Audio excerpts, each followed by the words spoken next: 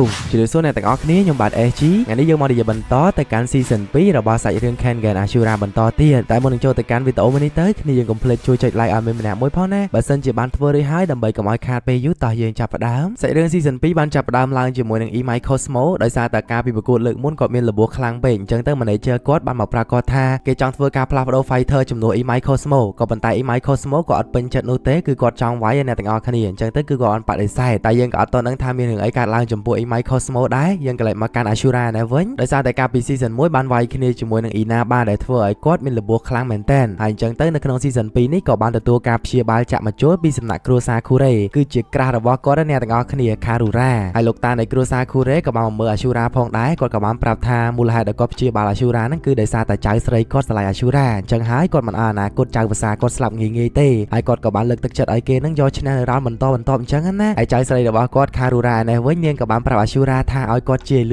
ឿនទៅឆាប់បានបន្តពូជសំដកនិយាយទៅអត់មានអ្នកដឹងថាមិនដែរចៅស្រីនៃគ្រួសារ Kure ហ្នឹងគឺលួចស្រឡាញ់ Ashura ចង់ទៅបង្កើតកូនទេបើសិនជា fan admin វិញអូខេតាំងពីដំបូងនេះហើយពេលហ្នឹងដែរ manager របស់ Ashura ដែលជាល្អម Yamashita ហ្នឹងគាត់ក៏ចង់មកនិយាយជាមួយគេអញ្ចឹងណាអញ្ចឹងទៅគ្រួសារ Kure ក៏ចេញទៅក្រៅសិនល្អម Yamashita ក៏បានប្រាប់ទៅកាន់ Ashura ថាដោយសារតែបំណុលរបស់គាត់ពេលនេះត្រូវបានកូនប្រុសរបស់គាត់ Kenzo ធានាចេញឲ្យហើយព្រោះថាគាត់ខាននិយាយជាមួយនឹងកូនប្រុសយូរហើយ10ឆ្នាំជាងហើយតែពេលនេះកូនប្រុសរបស់គាត់គឺជាមនុស្សម្នាក់ដែលមានអំណាចខ្លាំងមែនទែនអញ្ចឹងទៅ Kenzo ហ្នឹងគេធានាចេញថ្លៃបំណុលឲ្យឪពុកអញ្ចឹងណាហើយល្អម Yamashita ក៏បានប្រាប់ទៅកាន់ Ashura ថាឲ្យ Ashura បញ្ឈប់ការប្រកួតត្រឹមហ្នឹងទៅក៏អត់ចង់ឲ្យគេវាយបន្តទៀតនោះទេខ្លាចថាគេមានរបួសប៉ះពាល់ដល់ជីវិតព្រោះដូចយើងឃើញស្រាប់អញ្ចឹងនៅក្នុងការប្រកួត Kengan មួយនេះអ្នកវាយគ្នាគឺសិតតែក្បាលស្លាប់ហើយចំពោះល្អម Yamashita Ashura របស់យើងហ្នឹងប្រៀបបីដូចជាកូនប្រុសរបស់គាត់អញ្ចឹងគាត់ស្រឡាញ់គេខ្លាំងមែនទែនបើទោះបីជារយៈពេលនៃការស្គាល់គ្នារបស់ពួកគេខ្លីក៏ដោយតែគាត់ទុកគេដូចជាសមាជិកគ្រួសារគាត់អញ្ចឹងមិនអាចខ្វះគេបានទេអញ្ចឹងហើយគាត់ស្នើសុំឲ្យគេឈប់អញ្ចឹងណាព្រោះថាគាត់ក៏ស្រឡាញ់គេដែរអត់ចង់ឲ្យគេមានរបួសទេតែ Ashura ក៏បានប្រាប់ទៅកាន់ល្អមថាគេក៏ស្រឡាញ់គាត់ដែរហើយគោរពគាត់ដូចគ្ន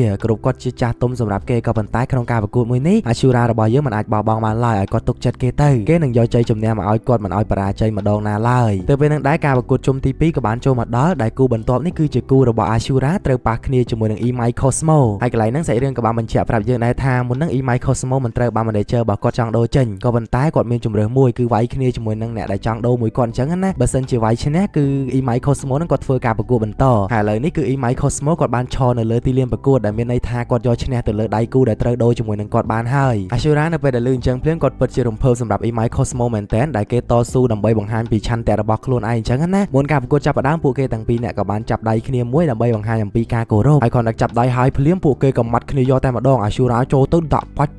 ់បាច់តែពេលហ្នឹងក៏ត្រូវបាន E-My Cosmo ហ្នឹងគាត់ចាប់ក្លេគេជាប់អញ្ចឹងណានិយាយទៅគាត់តែការប្រកួតចាប់ផ្ដើមភ្លាម E-My Cosmo ក្លេ Ashura ជាប់តែម្ដងដែលធ្វើឲ្យអ្នកទស្សនាពិតជាឆ្ងល់ខ្លាំងមែនទែនដំបូងឡើយឃើញ Ashura អ្នកវាយក៏ប៉ុន្តែឥឡូវបែរជាត្រូវបាន E-My Cosmo ជាអ្នកក្លេហើយ E-My Cosmo នៅពេលដែលក្លេហ្នឹងក៏អត់ធ្វើអីទាំងអស់នៅឡើងឆ្កឹងមកអ្នកទាំងអស់គ្នាដែលធ្វើឲ្យអ្នកមើលឆ្ងល់ខ្លាំងមែនទែនមិនដឹងថាពីរអ្នកហ្នឹងមួយណាជាអ្នកក្លេមួយណាទេព្រោះថាឆ្កឹងដូចគ្នាអញ្ចឹងណាហើយបើយើងមើលចិត្តទៅគឺថា E-My Cosmo ជាអ្នកក្លេទៅលើ Ashura ក្លេឡើងជាប់មកអ្នកទាំងអស់គ្នាបើទោះបីជាគាត់ប្រឹងរើមិនក៏រើរួចដែរ E-My Cosmo ចាប់ខ្លួនគាត់ឡើងជាប់បើទោះបីជារើទៅឆ្វេងរើទៅស្ដាំក៏តាមចាប់ដែរតែក្លេអញ្ចឹងដូចជាមើងងាយ Ashura ពេកហើយអត់វាយគ្នាគិតទៅពីក្លេ Ashura ពេលហ្នឹងគាត់ក៏បានបំរាស់ខ្លួនចេញពី E-My Cosmo បន្ទាប់មកពួកគេទាំងពីរអ្នកក៏ទល់ក្បាលគ្នាសិនអញ្ចឹងណាដោយសារតែហត់ខ្លាំងមែនទែនការរើមួយហ្នឹងE-My Cosmo ចាប់ក្លេគាត់ឡើងតឹងខ្លាំងមែនទែនតែបើទោះបីជារើចេញប៉ុណ្ណឹងក៏ដោយនៅពេលដែលពួកគេទល់ក្បាលគ្នាហ្នឹង E-My Cosmo នៅតែព្យាយាមកាច់កគាត់ទៀតនិយាយទៅចាប់ក្លេកគាត់ឲ្យបានអញ្ចឹងណាតែ Ashura ពេលហ្នឹងគាត់ក៏បាននឹកឃើញក្បាច់មួយដែលធ្លាប់ហាត់ជាមួយនឹង Master Nico គឺជាគ្រូរបស់គាត់ក្បាច់ហ្នឹងគាត់ធ្លាប់ហាត់នៅក្នុងព្រៃគឺជាក្បាច់ដែលពិបាកខ្លាំងមែនទែនរំដោះខ្លួនចេញពីស្ថានភាពដ៏លំបាកដោយក្បាច់មួយហ្នឹងគេឲ្យឈ្មោះថា Flow Control គាត់ក៏បានប្រែខ្លួនគាត់ទៅដូចជាទឹកអញ្ចឹងដោយសារតែមានសំណើមញើសនៅលើខ្លួន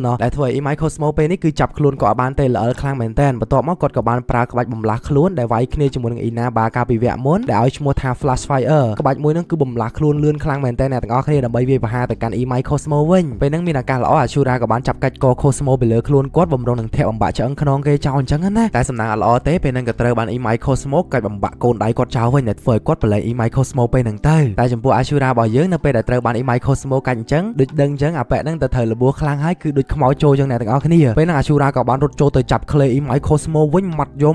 កក៏ដូចជាគាត់ចាប់កគេជាប់មានណាកាច់បំបាក់ដៃ E-My Cosmo ភ្លើបក៏ដូចជាចាប់ក្លេករបស់គេអញ្ចឹងណាហើយគាត់ក៏បានប្រាប់ទៅកាន់ E-My Cosmo ថា E-My Cosmo ចេះកាច់ដៃគាត់ឯគាត់វិញក៏ចេះកាច់បំបាក់ឆ្អឹង E-My Cosmo ដូចគ្នាហើយគាត់ក៏ចាប់ក្លេកទៅលើ E-My Cosmo ក្លេឡើងជាប់មកអ្នកទាំងអស់គ្នាដែលធ្វើឲ្យ E-My Cosmo ពេលហ្នឹងក៏បានស្លាប់យកតែម្ដងហើយគាត់ក៏បានប្រាប់ទៅកាន់គេថាឲ្យលើកក្រោយខំប្រឹងវឹកហាត់បន្ថែមទៀតដើម្បីយកឈ្នះគាត់បាន ការប្រកួតមួយនោះក៏ទទួលបានជ័យជំនះទៅលើតួឯកប្រុសរបស់យើងគឺ Tokita Oma aka Ashura នឹងឯងហើយបន្ទាប់ពីប្រកួតចប់ទៅ Ashura របស់យើងនឹងគាត់ក៏ត្រូវបានពេទ្យមកមើលលបួរមើលអីឲ្យអញ្ចឹងណាហើយដៃដែលបាក់មិញតែបាក់សោះឥឡូវគាត់ធូរស្រាលវិញបាត់ឯអ្នកទាំងអស់គ្នានិយាយទៅខ្លាំងមែនតើហើយយើងក៏លេចមកខាង Imai Cosmo វិញនៅពេលដែលគាត់បរាជ័យអញ្ចឹងគាត់ពិតជាអន់ចិត្តខ្លាំងមែនតើដោយសារតែគាត់ចង់បន្តប្រកួតនៅក្នុងសង្វៀន Kengan នេះបន្តទៀតតែឥឡូវគឺគាត់បរាជ័យបាត់ហើយក៏ដូចជាដៃរបស់គាត់ក៏ត្រូវបានបាក់ដូចគ្នាអញ្ចឹងមានតែចូលរួមសោកស្ដាយចំពោះ Imai Cosmo ផងពេលនឹងដៃយើងចូលមកកាន់គូបន្ទាប់ដែលត្រូវឡើងវាយបន្តគឺជាគូរបស់ Pro Gizenga ដែលអ្នកទាំងនេះបានឃើញកាលពី Season 1ហើយគឺជាបរិះខ្វាក់ភ្នែកទាំងសងខាងហ្នឹងគាត់ត្រូវប៉ះគ្នាជាមួយនឹងបរិះម្នាក់ដែលមានឈ្មោះថា Wakatsuki ហើយពីអ្នកគេហ្នឹងបើសិនជាណាគេវាយឈ្នះនៅក្នុង round មួយនេះនឹងត្រូវឡើងទៅកាន់វគ្គ Semi Final ដើម្បីប៉ះគ្នាជាមួយនឹង Ashura តែម្ដងនៅពេលដែលការប្រកួតចាប់ផ្ដើមភ្លាម Wakatsuki ក៏បានដាក់ម្ដាយទៅលើដីប៉ាំងឡើងបែកដីខ្ទេចធ្វើឲ្យ Gizenga គាត់ឡើងខ្ទាតអញ្ចឹងណាហើយ Wakatsuki គាត់ក៏បានចូលទៅដល់សាប់យ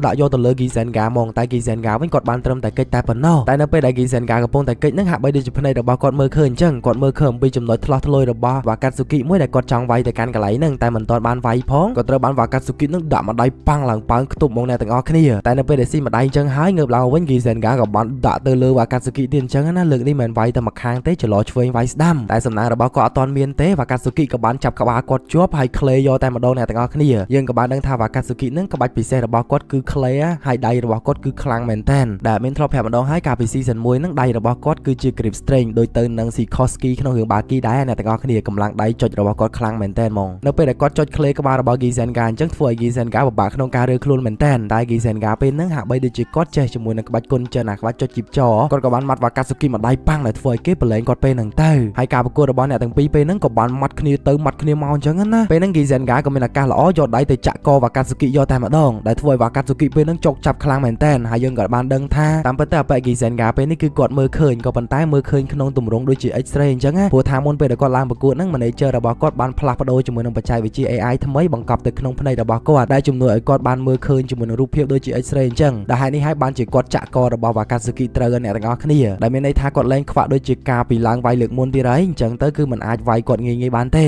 តែ Wakatsuki ក៏បានដឹងខ្លួនថាបើសិនជានៅតែបែបនេះទៀតគាត់ប្រកាសជាស្លាប់ហើយអញ្ចឹងទៅគាត់ក៏បានដាក់អបិ Gizenga ម្ដាយឡើងប៉ើងតែមុនពេលដែលប៉ើងទៅនឹង Gizenga ក៏បានទាត់ចំភ្នែកគោជើងរបស់ Wakatsuki ផងដែរដែលជាចំណុចខ្សោយរបស់គាត់មានន័យថាពេលនេះគឺគាត់ឈរលេងរួចហើយចំណែក Gizenga វិញស៊ីម្ដាយរបស់ Wakatsuki នឹងខ្ទប់ជាងដៃរបស់គាត់ក៏បានបាក់ខាងស្ដាំម្ខាងផងដែរដោយពេលនេះភាគីទាំងសងខាងគឺត្រូវលបួសដូចគ្នាលបួសធ្ងន់ខ្លាំងមែនទែនពេលនឹងដៃ Gizenga ក៏បានងើបឡើងមកវិញដើរជាមួយនឹងដៃបាក់មួយចំហៀងចូលមកជិត Wakatsuki តែលើកនេះក៏បានមកវាយទេគាត់បែរជាមកសុំចុះចាញ់ទៅវិញក៏បានប្រាប់ទៅកាន់ Wakatsuki ថាទុកឲ្យ Wakatsuki គេនៅវាយបន្តទៅចំណែកគាត់បាក់ដៃអញ្ចឹងទៅគាត់ខ្ជិលណាទើបគាត់ក៏បានសុំចុះចាញ់ពេលហ្នឹងទៅដែលជ័យជំនះក្នុងការប្រកួតមួយនេះគឺបានទៅលើ Wakatsuki ហើយនៅពេលដែលចុះចាញ់អញ្ចឹងទៅត្រូវបាន manager របស់គាត់ជេរយកតែម្ដងអ្នកទាំងអស់គ្នាព្រោះថាចំណាយលុយច្រើនតែ Gizenga ដូចជាអត់ខ្វល់នោះទេដោយសារតែជីវិតជា fighter របស់គាត់គឺថាឡើងវាយធម្មតាស៊ីឈ្នួលហើយជាពិសេសគាត់បានសប្បាយដេកចាយស៊ីលុយក៏ដូចជាលេងស្រីអីជាដើមអញ្ចឹងទៅគាត់មិនសូវជាខ្វល់ប្រហែលទេគាត់ប្រាប់ manager ស្រីគាត់ថាគាត់មិនចង់ឲ្យមានណាគេស្លាប់ដោយសារគាត់ទេអញ្ចឹងទៅគាត់សុំសម្រាប់សិនហើយបើសិនជា manager គាត់ត្រូវការគាត់វាយគ្នាទៀតឲ្យនាងតាក់ទងមកកាន់គាត់បានពេលហ្នឹងដែរយើងក៏លេចមកកាន់ fighter ម្នាក់ទៀតដែលគាត់គឺមានឈ្មោះថា Rei Mikasuchi Rei ហ្នឹងគឺជាបរិះ fighter ម្នាក់ដែលមាន manager ស្អាតខ្លាំងមែនតើអ្នកនរគ្នាហើយ manager របស់គាត់ហ្នឹងគឺជាសំណប់ចិត្តរបស់គាត់ទៀតហើយយើងក៏បានដឹងថាការប្រកួតបន្ទាប់គឺជាគូរបស់ Rei នេះឯងហើយមុនពេលដែលការប្រកួតរបស់ Rei ចាប់ផ្ដើម manager គាត់ក៏បានដើរមកខ្សឹបតិចថាឲ្យ Rei ហ្នឹងត្រូវតែយកឈ្នះនៅក្នុងការប្រកួតមួយនេះដើម្បីឲ្យ manager គាត់អញ្ចឹងណាហើយ manager របស់គាត់នេះត្រូវបាន Rei ហៅថា Queen Bee អ្នកទាំងអស់គ្នា Queen Bee ហ្នឹងបើសិនជានាងឲ្យធ្វើអីគឺត្រូវតែធ្វើនឹងឲ្យនាងអាចនិយាយបានថាមនោគមវិជ្ជានាងខ្ពស់ខ្លាំងមែនតើដូចជា Queen សម្រាប់ពួកគេអញ្ចឹងហើយពេលហ្នឹងយើងក៏បានដឹងថាការប្រកួតរបស់ Rei ហ្នឹងគាត់ត្រូវឡើងប្រកួតគ្នាជាមួយនឹងបរិះម្នាក់ដែលមានឈ្មោះថា Gensai Kuruki គឺជាសត្រូវដែលបានសម្លាប់ឪពុករបស់ Rei អញ្ចឹងក្នុងការប្រកួតមួយនេះ Rei គឺគុំអបិ Gensai Kuruki នឹងខ្លាំងមែនតើដោយសារតែទី1គឺគេបានសម្លាប់ទៅកាន់ឪពុករបស់ Rei អញ្ចឹងទៅ Rei គាត់មានហេតុផលច្រើនដើម្បីយកឈ្នះក្នុងការប្រកួតមួយនេះដើម្បីស្ដារកិត្តិយសគ្រួសារព្រោះថាអបិ Kuruki នឹងមើងងាយក្បាច់គុណគ្រួសារគាត់មែនតើក៏ដូចជាមួយទៀតគោរពតាម Queen Bee របស់គាត់ដែលនាងឲ្យយកជ័យជំនះឲ្យនាងអញ្ចឹងណាការប្រកួតរបស់អ្នកទាំងពីរក៏បានចាប់ផ្ដើមក្បាច់របស់ Rei ដែលយកមកប្រើនៅក្នុងការប្រកួតមួយនេះគេឲ្យឈ្មោះថា Lightning Spirit គឺជាការរត់ទៅវាយលឿនខ្លាំងមែនតើ Rei ក៏បានស្ទុះចូលទៅមាត់កណ្ដាលពោះរបស់អបិ Kuruki នឹងប៉ ប៉ាំងឡើងបែកឈាមមកអ្នកទាំងអស់គ្នាក៏ដូចជារត់ត្រឡប់ក្រោយមកទៀតដាក់មកដៃប៉ាំងឡើងដាច់ស្មាទៀតហើយរ៉េក៏បានប្រាប់ថាថ្ងៃនេះគេនឹងសងសឹកឲ្យពុករបស់គេក៏ប៉ុន្តែគេមិនសម្លាប់គូរូគីនោះទេត្រឹមតែវាយឲ្យគាត់មានលបួរតែប៉ុណ្ណោះព្រោះថាគេលែងសម្លាប់មនុស្សហើយដែលការវាយរបស់គាត់ពីក្បាលអំបញ្ញមិញហ្នឹងធ្វើឲ្យគូរូគីភ្ញាក់ផ្អើលខ្លាំងមែនទែនព្រោះថាការពីពុករបស់គេក្បាច់គាត់យឺតខ្លាំងមែនទែនវាយចាញ់អបិគូរូគីហ្នឹងចំណែកឯរ៉េវិញគឺលឿនខ្លាំងយកតែមែនទែនហ្មងសំបីតែមើលក៏មើលអត់ទាន់ដែរហើយពេលដែលរ៉េស្ទុះចូលទៅវាយម្ដងទៀតគូរូគីក៏យកដៃរងតែគ្មានទេក៏បាក់ទាំងដៃនឹងទៀតអ្នកទាំងអស់គ្នាខ្លាំងហ្មងតែក្នុងការប្រកួតបើសិនជាឲ្យវាយ free បែបហ្នឹងមិនល្អមើលពេលហ្នឹងដែរគូរូគីក៏បាន counter ទៅលើក្បាច់របស់រ៉េវិញបដ ாய் នៅពេលដែលរ៉េស្ទុះចូលវាយគាត់ហ្នឹងគាត់ក៏ប្រើការ៉ាតេរបស់គាត់ធ្វើការទាត់ជើងរ៉េប៉ាំងឡើងផ្កាប់មុខអ្នកទាំងអស់គ្នាក៏ដូចជាបែកឈាមតែម្ដងស្របពេលជាមួយគ្នាគាត់ក៏បានអានក្បាច់រ៉េដឹងផងដែរអញ្ចឹងទៅគាត់ក៏បាន counter អញ្ចឹងណាធ្វើឲ្យរ៉េពេលនេះវាយគាត់អត់ចូលនោះទេបើទោះបីជាគេស្ទុះមកវាយខ្លាំងបែបណាក៏វាយលែងចូលដែរគាត់ counter ទៅលើក្បាច់គេដោយការរងតែប៉ុណ្ណោះនៅពេលដែលមានឱកាសគាត់ក៏បានធ្វើការវាយបកមួយតែមួយហ្នឹងគឺដឹងគ្នាតែម្ដងម្ដាយរបស់គាត់ឆ្អល់ពោះរ៉េអ្នកទាំងអស់គ្នាដែលធ្វើឲ្យរ៉េពេលនេះគឺពិតជាតស៊ូខ្លាំងមែនទែនក៏បានស្ទុះចូលទៅសាប់យកអញ្ចឹងណាតែសាប់អត់ចូលនោះទេតែសំណាងអត់ល្អរបស់រ៉េក៏បានចូលមកដល់ម្លងពេលដែលគាត់សាប់ទៅកាន់គូរូគីហ្នឹងក៏ត្រូវបានអបិនោះលាងម្ដាយពេញទំហឹងចំកណ្ដាលពោះទឹកប៉ាំងឡើងមកលើ uppercut ដែលធ្វើឲ្យរ៉េពេលហ្នឹងគឺឆ្អល់ខ្លួនតែម្ដងអ្នកទាំងអស់គ្នាធ្លាយដល់បេះដូងទៀតហើយធ្វើឲ្យគាត់បរាជ័យនៅក្នុងការប្រកួតហ្នឹងតែម្ដងហើយជ័យជំនះនៅក្នុងការប្រកួតមួយនេះគឺបានទៅលើ Gensai Kuruki អ្នកទាំងអស់គ្នារ៉េបន្ទាប់ពីចាញ់ការប្រកួតហ្នឹងទៅ manager ស្រីរបស់គាត់ហ្នឹងក៏បានមកកសោបអញ្ចឹងណាហើយប្រាប់ទៅកាន់គាត់ថាបើទោះបីជាគាត់ចាញ់យ៉ាងណាក៏ដោយក៏នាងមិនថាឲ្យគាត់ដែរព្រោះថារ៉េគឺជាករណីពិសេសសម្រាប់នាងខុសពី fighter ដទៃទៀតដោយសារតែឪពុករបស់នាងហ្នឹងគឺជួល fighter មកវាយសម្រាប់ចោតដឹងខ្វល់ពីជីវិតណានៃនោះទេតែចំពោះរ៉េមួយគឺជាម្ចាស់បេះដូងរបស់នាងអញ្ចឹងទៅនាងអត់ចង់ឲ្យរ៉េបន្តទៀតនោះទេនាងក៏ប្រាប់ឲ្យរ៉េចាក់ចេញពីសង្វៀន Kengan ហ្នឹងទៅហើយផ្លេចចាប់អារម្មណ៍កន្លែងហ្នឹងប្លង់ស្អាតមែនតើអ្នកគ្នាមិនដែរស្អាត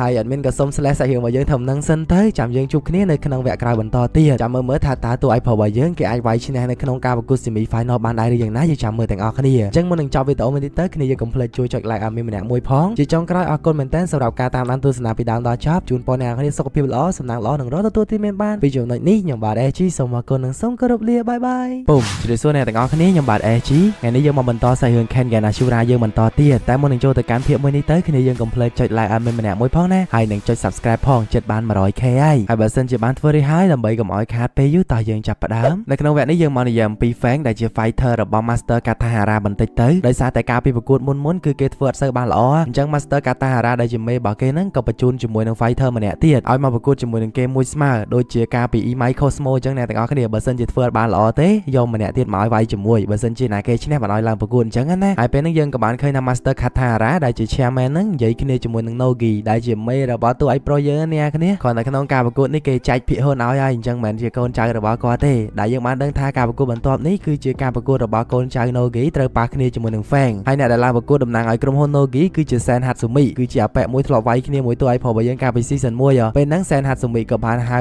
Ashura ឲ្យទៅជួយ train គេផងដែរដោយសារតែការប្រកួតបន្ទាប់គេត្រូវវាយគ្នាជាមួយនឹង Fang នៅពេលដែល Ashura គាត់ជួយ Hatsumi ធ្វើការ warm up ហ្នឹងយើងបានឃើញថា Ashura របស់យើងម៉ាត់យកទៅលើ Hatsumi តែម្ដងតែ Hatsumi នេះគាត់មានក្បាច់ពិសេសមួយដែលឲ្យឈ្មោះថា Aikido របស់គាត់ហ្នឹងគឺបកាយក្នុងការកិច្ចមែនតើអ្នកគ្នា Ashura វាយប្រមាណដៃក៏វាចូលដែរនៅពេលដែល Ashura បន្ថែមល្បឿនក្នុងការវាយ Hatsumi គាត់កិច្ចកាន់ទៅលឿនតាមនឹងដែរនិយាយទៅវាយគ្មានចូលឲ្យមកបៀកនោះទេហើយបន្ទាប់ពីជួយ warm up ទៅកាន់ Hatsumi ហើយ Ashura របស់យើងគាត់ក៏បានដើរចូលទៅក្នុងវិញអញ្ចឹងណាដែលពេលនេះការប្រកួតក៏បានប្រកាសឡើងហើយគឺជាការប្រកួតរវាង Hatsumi របស់ក្រុមហ៊ុន Nogi ប៉ះគ្នាជាមួយនឹង Fang របស់ Master Katahara ដែលមុននឹង Master Katahara គាត់ចាត់មនុស្សឲ្យទៅវាយគ្នាជាមួយនឹង Fang ហើយពេលនេះ Fang មានវត្តមាននៅលើទីលានមានន័យថា Fang វាយឈ្នះអបិហ្នឹងហើយការប្រកួតរវាងអ្នកទាំងពីរក៏បានចាប់ផ្ដើម Fang បែរជាអត់ចូលទៅវាយទេគាត់ឈរនៅមួយកន្លែងដើម្បីរងចំណែកឯ Hatsumi វិញគាត់ដើរចូលទៅតែម្ដងវាផ្ទុយពីការ warm up មុនហ្នឹងរវាង Ashura វាយយ៉ាងម៉េចក៏ដោយក៏ Hatsumi ក៏អត់តដៃដែរតែលើកនេះបែរជា Hatsumi ជាអ្នកដើរចូលទៅវិញហើយ Fang គាត់បានត្រឹមតែរងតែប៉ុណ្ណោះក៏ប៉ុន្តែពេលដែល Hatsumi ដើរចូលទៅកាន់ទៅជិតក៏ត្រូវបាន Fang នឹងលាងមកជើងប៉ាំងឡើងបែកដីខ្ទេចអ្នកទាំងអស់គ្នា Hatsumi គិតថា Fang នឹងប្រហែលជាប្រើក្បាច់ការពារខ្លួនតែមានណាគ្រាន់តែចូលទៅជិត Fang ភ្លាម Fang ក៏បានទាត់យកដាក់យកតែម្ដងមកជើងរបស់គេនឹងគឺលឿនខ្លាំងមែនតើតែទាត់ត្រូវ Hatsumi តែ2ជើងនោះទេ Hatsumi ក៏គាត់អាចកិច្ចខ្លួនបានយ៉ាងធម្មតាផងដែរពេលដែលដកឃ្លាពី Fang ហើយធ្វើឲ្យ Hatsumi គាត់ឈឺដៃខ្លាំងមែនតើព្រោះថាមួយជើងរបស់ Fang នឹងគឺធ្ងន់ណាស់អញ្ចឹងទៅ Hatsumi គាត់ចុកចាប់ដែរបន្ទាប់មកទៀតនៅពេលដែល Fang ធ្វើការវាយប្រហារទៅលើគាត់បន្ត Hatsumi គាត់ក៏បានប្រើប្រាស់ជង្គង់ក្នុងការកិច្ចដែលវាគឺជាសិល្បៈក្បាច់គុណនៃការកិច្ចខ្លួនដ៏ពិសេសមួយរបស់ អៃគីដូគាត់ប្រើប្រាស់តែជង្គង់នោះទេក្នុងការកិច្ចខ្លួនឯខ្លួនរបស់គាត់គឺឈរនឹងថឹងតែម្ដងដែលធ្វើឲ្យមើលទៅដូចជាគាត់អត់កិច្ចអញ្ចឹងហើយ Fang ព្យាយាមទាត់គាត់យ៉ាងណាក៏ទាត់អត់ត្រូវដែរពេលដែលទាត់ហាត់សមីអត់ត្រូវ Fang ក៏ថយក្រោយសិនតែហាត់សមីគាត់បែរជាសម្រុកចូលពេលដែលសម្រុកចូល Fang គេគិតថាគេអាចទាត់កណ្ដាលមុខគាត់បានណាតែមានណាពេលនឹងគាត់ក៏បានកិច្ចខ្លួនទាន់ចាប់ក្លេដៃរបស់ Fang តែម្ដងដែលក្បាច់របស់គាត់នេះគឺពិសេសខ្លាំងមែនតើប្រើ speed ក្នុងការថាក៏ដូចជារៀងរាល់ពេលដែលគាត់កិច្ចឬក៏គាត់វាយប្រហារទៅលើសត្រូវដៃគូសត្រូវរបស់គាត់មើលមកដូចជា illusion ដែលពួកគេអាចវាយគាត់ត្រូវអញ្ចឹងតែធៀបពិតទៅគឺវាយអត់ត្រូវឡើយហើយក៏បានចាប់ក្លេ Fang ជាប់ពេលហ្នឹងទៅ Master Katahara នៅពេលដែលឃើញថាកូនចៅរបស់គាត់ត្រូវបានហាត់សមីចាប់ក្លេបែបនេះក៏បាននឹកឃើញថាតាមពិតទៅហាត់សមីហ្នឹងកាលពីមុនក៏ធ្លាប់មកដាក់ពាក្យធ្វើជាអង្គរៈរបស់គាត់ដែរកាលពីគាត់រើសលើកមុនដោយហាត់សមីហ្នឹងគឺជាអង្គរៈដែលត្រូវបានរើសចូលក្រុមពិសេសដោយក្រុមពិសេសហ្នឹងមានតួនាទីក្នុងការវឹកហាត់និង train ដើម្បីក្លាយជា Fang របស់គាត់ជាអ្នកប្រយុទ្ធរបស់គាត់ហើយហាត់សមីពេលដែលវឹកហាត់ធ្វើជាអង្គរៈហ្នឹងគេមានសមត្ថភាពពិសេសខ្លាំងមែនទែនសឹងតែអាចថាខ្លាំងជាង Fang របស់គាត់បច្ចុប្បន្ននេះទៀតក៏ប៉ុន្តែដោយសារតែពេលហ្នឹងគាត់រៀបនឹងរើសគេធ្វើជា Fang ទៅហើយបែរជាហាត់សមីដាក់ពាក្យឈប់ពីកន្លែងធ្វើការគេមានអារម្មណ៍ថាធ្វើការជាមួយនឹង Master Katahara វាដូចជាធុញទ្រាន់ពេកអញ្ចឹងទៅបានជាគេដាក់ពាក្យឈប់ហើយគាត់ក៏មិននឹកស្មានដែរថាថ្ងៃនេះគាត់បានជួបគេជា fighter នៅលើសង្វៀន Kengan គាត់ពិតជាស្ដាយសមត្ថភាពគេខ្លាំងមែនទែនកន្លែងមកកាន់ការប្រកួតវិញនៅពេលដែលហាត់សមីគាត់ចាប់ក្លេដៃរបស់ Fang ជាប់ហ្នឹង Fang គេក៏មានឱកាសធ្វើការ round kick មកជើងប៉ាំងព្រោះហាត់សមីពេលហ្នឹងគាត់ប្រឡែង Fang អញ្ចឹងណាតែប្រឡែងហ្នឹងគាត់ប្រឡែងតែដៃទេគាត់មាន back up plan មួយទៀតគឺថាម៉ាត់យកកដាមុខ Fang តែម្ដងក៏បាននិយាយថាគាត់រងចាំតែ Fang ធ្វើក្បាច់មួយនេះទេអាងនឹងគាត់ប្រើក្បាច់ពិសេសរបស់គាត់ក្បាច់ពិសេសរបស់គាត់ហ្នឹងឲ្យឈ្មោះថាហាត់សមី strike គាត់ធ្វើការម៉ាត់3ដៃយកចំណុចពិសេសផ្ទួនគ្នាតែម្ដងពោលគឺម៉ាត់ចូលកដាមុខជាចំណុចឈឺអ្នកទាំងអស់គ្នាតែថាពេលដែលគាត់ម៉ាត់ទៅហ្នឹងអត់បានត្រូវមុខ Fang ទេផ្ទុយទៅវិញបែរជាបាក់ដៃរបស់គាត់ទៀតធ្វើឲ្យ Fang មានឱកាសគេក៏ចង់ចាប់ក្លេទៅកាន់គាត់ម្ដងតែសំណាងល្អរបស់ហាត់សមីគាត់ក៏ចាប់ក្លេ Fang បានមុនគាត់បំរុងនឹងកាច់កគេចុះទៅក្រោមអញ្ចឹងណាតែចំពោះ Fang នេះគឺជាមនុស្សម្នាក់ដែលគ្មានចំណុចខ្សោយនោះទេមិនថា close range ឬក៏ long range នោះទេគេអាចវាយបានទាំងអស់គេក៏បានប្រើក្បាច់មួយដែលមានឈ្មោះថា Star Drop នៅពេលដែលហាត់សមីកំពុងតែចាប់ក្លេគេហ្នឹងគេក៏យាដៃដាក់គាត់មួយដៃប៉ាំងដែលធ្វើឲ្យហាត់សមីពេលហ្នឹងគឺឈឺចុកចាប់ខ្លាំងមែនតើគាត់ក៏ឆ្ងល់ដែរគាត់ចាប់ក្លេគេឡើងចិត្តប៉ុណ្ណឹងហើយដៃរបស់គេស្ទើរតែអត់មានកន្លែងវាយផងតែហេតុអីបានជាគេវាយគាត់ឈឺបែបនេះដូចជាយកលំពេងមកចាក់កដាដើមទ្រូងគាត់អញ្ចឹងកន្លែងហ្នឹងយើងក៏បានដឹងដែរថាតាមពិតទៅ Fang ហ្នឹងគេគឺជាមនុស្សម្នាក់ដែលអត់មានចំណុចខ្សោយនោះទេគេបានធ្វើការវឹកហាត់ទាំងវាយ long range និង close range សូម្បីតែសល់ចម្ងាយតែ1អ៊ីងនៃការវាយរបស់គេហ្នឹងក៏គេអាចវាយឲ្យបែកឈាមបានដែរអញ្ចឹងហើយបានជាអបិ Fang ហ្នឹងគឺខ្លាំងមែនតើអ្នកទាំងអស់គ្នាហើយ Fang ក៏អត់ទុកយូរដែរគេក៏បានស្ទុះចូលទៅដល់ទាត់ពីរជើងផ្ទួនក៏ដូចជាម៉ាត់ម្ដាយកដាមុខអញ្ចឹងណាដែលធ្វើឲ្យហាត់ស៊ូមីពេលហ្នឹងគាត់តដៃលេងរួចតែម្ដងដេកស្ប៉ាប់ទៅនឹងដីដែលជ័យជំនះនៃការប្រកួតមួយនេះគឺបានទៅលើ Fang អាស៊ូរ៉ារបស់យើងនៅពេលដែលបានឃើញការប្រកួតរវាងអ្នកទាំងពីរអញ្ចឹងហើយគាត់ក៏បាននិយាយដែរថាអបិ Fang នេះគឺជាមនុស្សម្នាក់ដែលខ្លាំងមែនតើបើនិយាយពីចំណុចខ្សោយវិញសឹងតែអត់មានទេមើលការប្រកួតមួយនេះគាត់ខ្លាំងទាំងអស់វាយចិត្តក៏ខ្លាំងវាយឆ្ងាយក៏ខ្លាំងដែរនិយាយទៅមកទំហំខ្លួនរបស់គាត់នឹងគ្មានចំណុចខ្សោយទេអញ្ចឹងបើសិនជាការប៉ះគ្នារវាងអាស៊ូរ៉ាជាមួយនឹង Fang គឺពិបាកខ្លាំងមែនតើអ្នកទាំងអស់គ្នាបន្ទាប់ពីការប្រកួតនឹងត្រូវបានបញ្ចប់ទៅយើងក៏បានកាត់មកកាន់ Setsuna Kyu ណាវិញដែលពេលហ្នឹងយើងបានឃើញថាអបិហ្នឹងគឺដូចមនុស្សរោគចិត្តចឹងដើរវាយសន្សុបវាយអីឡងប៉ាត់ណាប៉ាត់អីពេញហ្នឹងបន្ទាប់មកគេក៏បានភៀសខ្លួនទៅអង្គុយក្នុងព្រៃម្នាក់ឯងដូចជាមនុស្សរោគចិត្តអញ្ចឹងមកសន្ទុះក្រោយមកក៏មានសន្សុបមកក្រុមមករកគេដើម្បីចាត់ការគេអញ្ចឹងណាតែក៏ត្រូវបាន Setsuna Kyu គេធ្វើការចាត់ការសន្សុបមកក្រុមហ្នឹងឡើងរាយប៉ាយពេញហ្នឹងទៀតហើយមូលហេតុដែលធ្វើឲ្យគេដូចជាមនុស្សរោគចិត្តបែបនេះគឺដោយសារតែ Setsuna Kyu គេបានប្រកួតចាញ់និងចាក់ចេញពីការប្រកួតអីដូច្នេះហើយបានជាគេបណ្ដោយឲ្យមកបាំងខ្លួនរបស់គេដើរវាយប៉ាត់ណាប៉ាត់អីសម្រាប់មនុស្សរង្គាលពេញហ្នឹងតែម្ដងកន្លែងមកខាងល្អយ៉ាម៉ាស៊ីតាវិញពេលហ្នឹងគាត់ស្វឹងជាមួយនឹងភឿនគាត់3នាក់ហើយដើរត្រឡប់ទៅបន្ទប់គេតែតាមផ្លូវហ្នឹងក៏ត្រូវបានបិទទៀតដោយសារតែមុនហ្នឹងមានករណីឃាតកម្មអញ្ចឹងទៅតម្រូវឲ្យគាត់ដើរផ្លូវវាងពេលដែលគាត់ដើរផ្លូវវាង3នាក់ហ្នឹងគ្នាគាត់ក៏បាននិយាយថាដោយសារតែលើកោះពេលនេះគឺមានករណីឃាតកម្មច្រើនមែនតើអញ្ចឹងចំពោះ fighter អាចនឹងមានគ្រោះថ្នាក់ព្រោះថាគេសម្លាប់ដើម្បីដណ្ដើមកៅអីចូលទៅប្រកួតអ្នកទាំងអស់គ្នា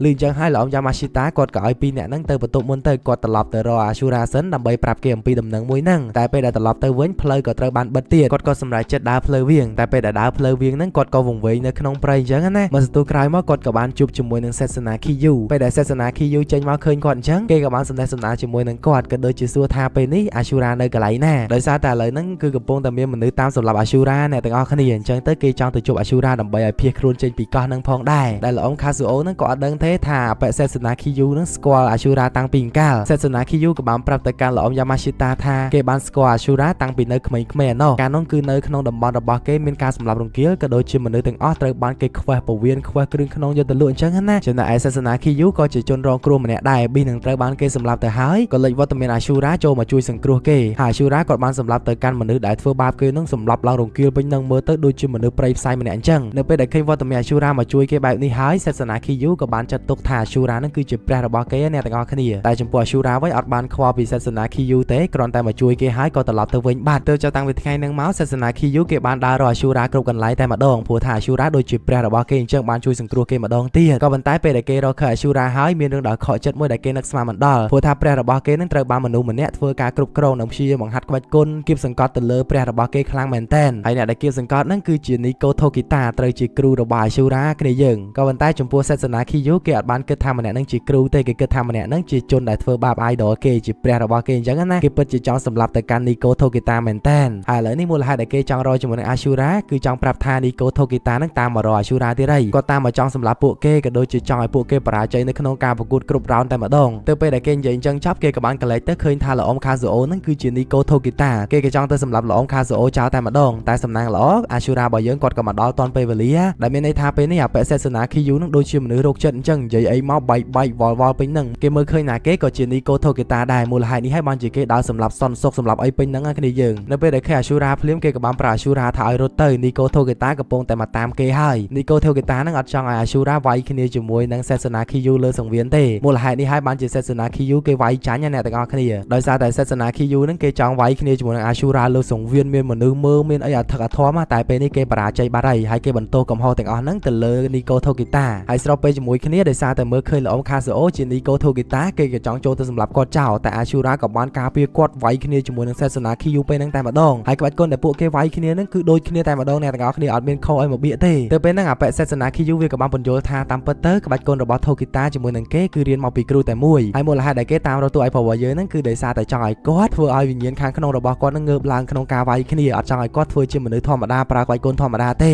គេក៏បាននិយាយបញ្យល់អំពីអតីតកាលរបស់គាត់ផងដែរថាអាស៊ូរ៉ារបស់យើងហ្នឹងគឺជាមនុស្សម្នាក់ដែលកាលពីតូចគាត់មានវិញ្ញាណមនុស្សធម្មតានិងវិញ្ញាណបិសាចនៅក្នុងខ្លួនរបស់គាត់បើសិនជាគាត់បណ្ដោយវិញ្ញាណបិសាចចេញមកគាត់នឹងក្លាយទៅជាមនុស្សម្នាក់ដែលវាយសាហាវខ្លាំងមែនទែនអត់ខ្វល់នោះទេសម្រាប់រង្គាលពេញហ្នឹងក៏ប៉ុន្តែគាត់ត្រូវបាននីកូថូគីតាយកគាត់ទៅបង្ហាត់ជាមួយនឹងក្បាច់គុណធម្មតាបង្រៀនឲ្យគាត់គ្រប់គ្រងជាមួយនឹងផ្លូវចិត្តបិសាចហើយឲ្យផ្លូវចិត្តធម្មតារបស់គាត់ហ្នឹងធ្វើការប្រើប្រាស់ក្បាច់គុណដូចជាមនុស្សទូទៅចេះរៀនអំពីសិលធម៌យល់ដឹងអំពីការរស់នៅអីជាដើមអញ្ចឹងហើយបានជាគាត់ខ្លាយទៅជាមនុស្សសាមញ្ញម្នាក់អត់ខ្លាយទៅជាបិសាចដោយការពីតូចទេតែចំពោះសេសនាឃីយូគេអត់ពេញចិត្តជាមួយនឹងការរស់នៅជាមនុស្សទេគេចង់ឲ្យគាត់ដូចជាបិសាចនឹងគេអញ្ចឹងគឺថាបើត្រូវសម្លាប់រង្គាលតែម្ដងអត់ខ្វល់នោះទេមិនតែប៉ុណ្ណោះសេសនាឃីយូនឹងគេក៏ចង់ស្លាប់ក្រោមដៃរបស់គាត់ដែរគឺក្នុងហ្វូមជាបិសាចរបស់គាត់ណាតែសំណាងមិនល្អក៏ត្រូវបាននីកូថូគីតាមករៀបរៀងនិងយកអាស៊ូរ៉ារបស់យើងនឹងទៅហាត់ជាក្បាច់គុណធម្មតាបង្រៀនគ្រប់គ្រងផ្លូវចិត្តអីជាដើមពេលឃើញអាស៊ូរ៉ារបស់យើងហាត់ក្បាច់គុណជាមនុស្សធម្មតាអញ្ចឹងឃីយូខឹងខ្លាំងមែនតើពេលហ្នឹងក៏មានបុរសម្នាក់មកយកគេទៅបង្ហាត់ក្បាច់គុណផងដែរបុរសម្នាក់ហ្នឹងគឺជាសិស្សរួមគ្រូជាមួយនឹងនីកូថូគីតាហើយគាត់យកសេសនាឃីយូទៅបង្ហាត់ក្បាច់គុណដែលក្បាច់ពួកគេហាត់ហ្នឹងគឺដូចគ្នាហ្មងអ្នកទាំងអស់គ្នាព្រោះថាគ្រូរបស់គេជាមួយនឹងគ្រូរបស់អាស៊ូរ៉ាគឺជាសិស្សរួមគ្រូតែមួយអញ្ចឹងក្បាច់ពួកគេចេញមកគឺដូចគ្នានោះទេហើយគ្រូរបស់ឃីយូវឹកហាត់គេដើម្បីឲ្យគេនឹងទៅដាស់ជាមួយនឹងកម្លាំងខាងក្នុងរបស់អាស៊ូរ៉ាឲ្យគេងើបជាបិសាចម្ដងទៀតតែបើទោះបីជាយ៉ាងណាក៏ដោយគ្រូរបស់អាស៊ូរ៉ាក៏មិនបណ្ដោយឲ្យគេជាបិសាចដែរគ្រូរបស់គេនឹងក៏តែងតែចូលមករៀបរៀងជានិច្ចតែអាស៊ូរ៉ាក្នុងទម្រង់ជាបិសាចគេបានស្ដាប់ណាគេទេគេវាយទាំងគ្រូគេទៀតធ្វើឲ្យនីកូថូគីតាល្មមតែបង្ក្រាបគេបានគាត់ក៏មានរបួសធ្ងន់ដែរស្របពេលដែលនីកូថូគីតាក៏មានរបួសធ្ងន់អញ្ចឹងទៅគ្រូរបស់ឃីយូក៏បានចូលមកវាយសម្លាប់ជាមួយនឹងគ្រូថូគីតាចោលតែម្ដងអ្នកទាំងអស់គ្ន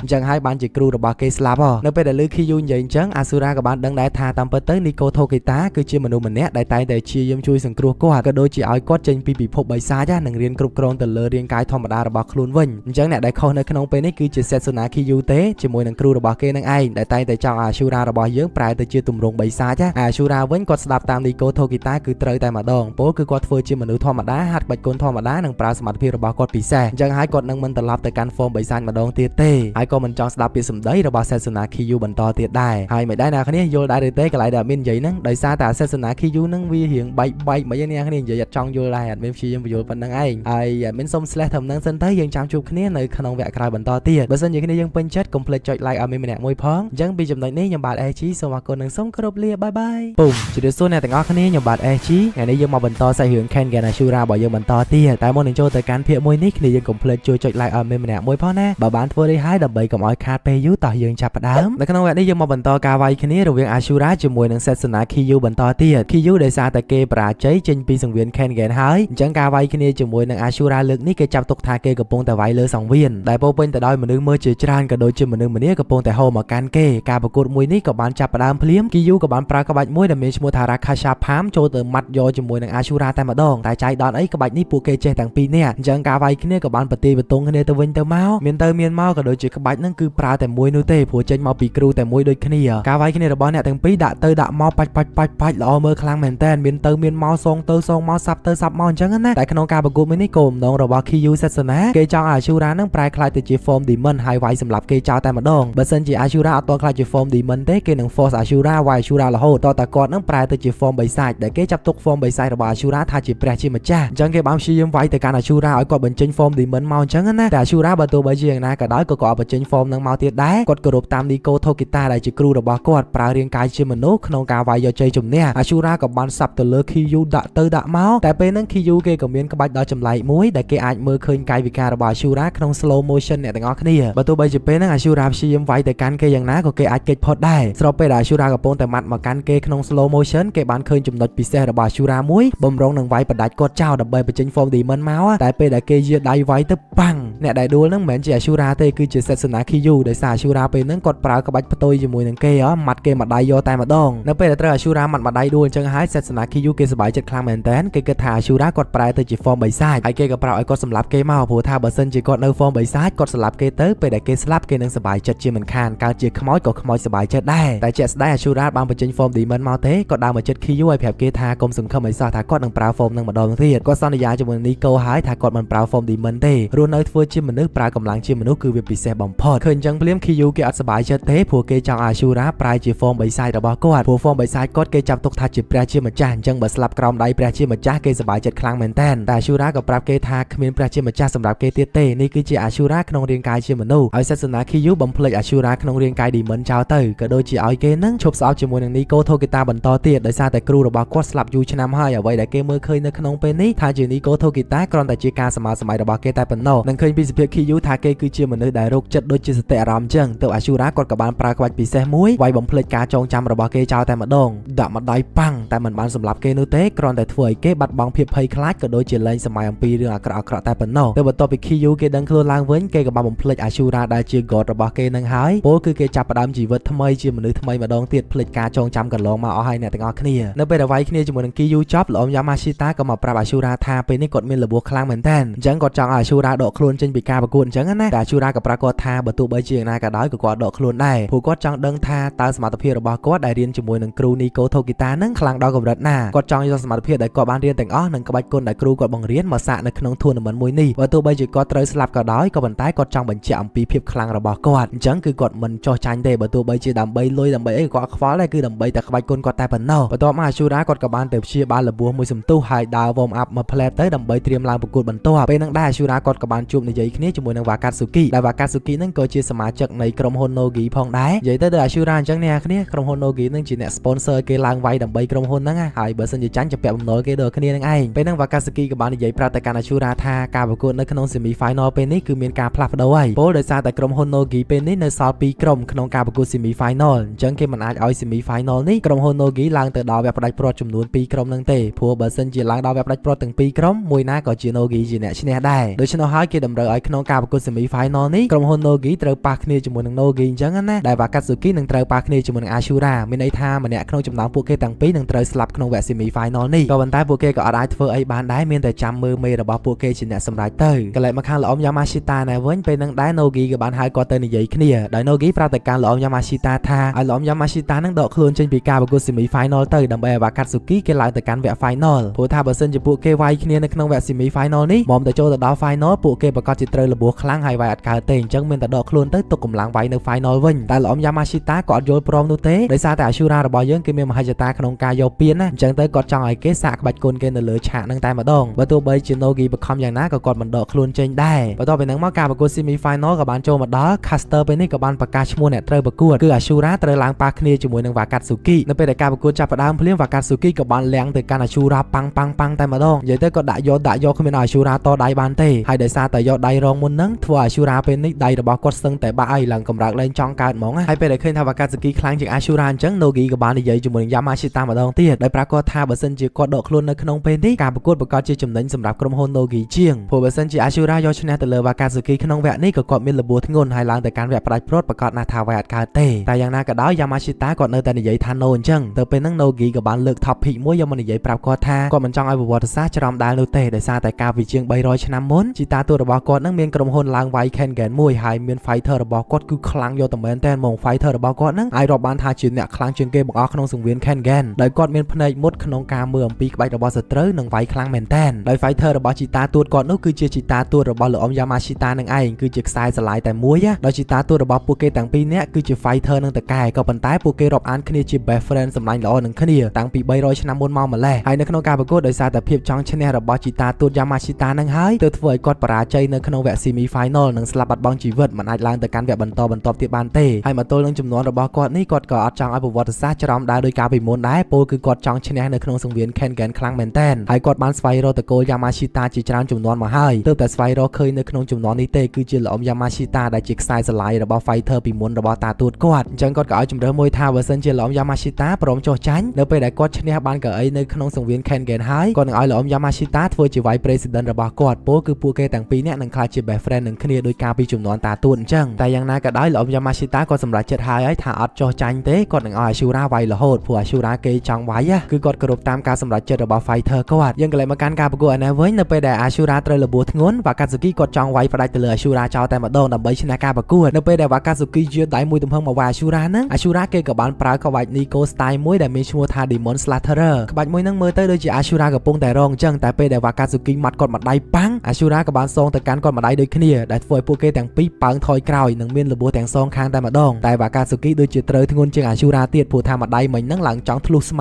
តែចំពោះ Wakatsuki កាន់តែឈឺកាន់តែដើរចូល Wakatsuki ក៏បានងើបឡើងចូលទៅវាយ Ashura បន្តទៀតពេលហ្នឹងគាត់ក៏បានទាត់ឆ្អឹងជំនាញ Ashura មួយជើងផងដែរហើយថែមមួយជើងទៀតទាត់ជើងក្រោមរបស់ Ashura ពេលនេះ Ashura គឺលបួសពេញខ្លួនហើយថែមទាំងមិនអាចទាត់បានទៀតទេមើលទៅលោក Yamashita ឃើញអញ្ចឹងគាត់ក៏ស្រែកប្រាប់ Ashura ថាឲ្យ Ashura ព្យាយាមវាយបន្តទៀតដើម្បីឈ្នះក្នុងការប្រកួតមួយនេះព្រោះគោលបំណងរបស់គេគឺលើកពានណាអញ្ចឹងគេមិនអាចបរាជ័យបានទេ Ashura លឺអញ្ចឹងហើយគាត់ក៏គិតនឹងចិត្តថាអត់អីទេចាំតែមើលទៅគេនឹងវាយឲ្យមើលចូលទៅវិញម្ដងទៀត Ashura ពេលនេះបានត្រឹមតែកិច្ចនោះទេ Wakatsuki ទាត់មួយជើងកដាមុខផងសាប់យកផងគ្មានធ្វើអ្វីកើតក្រៅពីយកដៃរងចាំឱកាសតែប៉ុណ្ណោះ Wakatsuki ឃើញឱកាសល្អ Ashura កំពុងតែរងអញ្ចឹងគាត់ក៏ចង់ដាក់ម្ដាយផ្ដាច់ការប្រកួតនឹងចោលតែពេលដែលគាត់ដាក់ម្ដាយនឹងប៉ាំងឡើងបែកផ្សែងហុយពេញហ្នឹងតែបន្ទាប់ពីអស់ផ្សែងទៅយើងក៏បានឃើញថាអ្នកដែលត្រូវលបួសខ្លាំងជាងគេគឺ Wakatsuki ដោយសារតែអំបញ្ញមិញនេះពេលដែលគាត់ជាដៃវាយទៅកាន់